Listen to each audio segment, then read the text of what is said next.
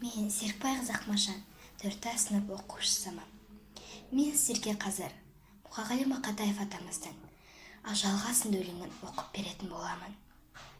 Менің досым болсаңшы кешірімді, сабыр етші тауы сайын несібімді. Басталмаған ісім көп аялдашы, қақпашы тым ертерек есігімді. Алам десең пендеңнің жаны дайын, тоқташы тіршіліктен жалғайын. Рахатқа белшемнен батпасам да, қалтам тол сорымнан арылайын. Осынау азынау тәтті өмірді, қайтер еді өткізсем сәл көңілді.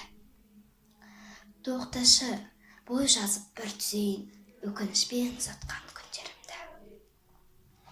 Баянсыз жылдарым бар өкпелеткен, бишара жандарым бар өкпелеткен. Әлде мені тірлікпен масқаралап, өмірдің азғыны боп өттемекпен.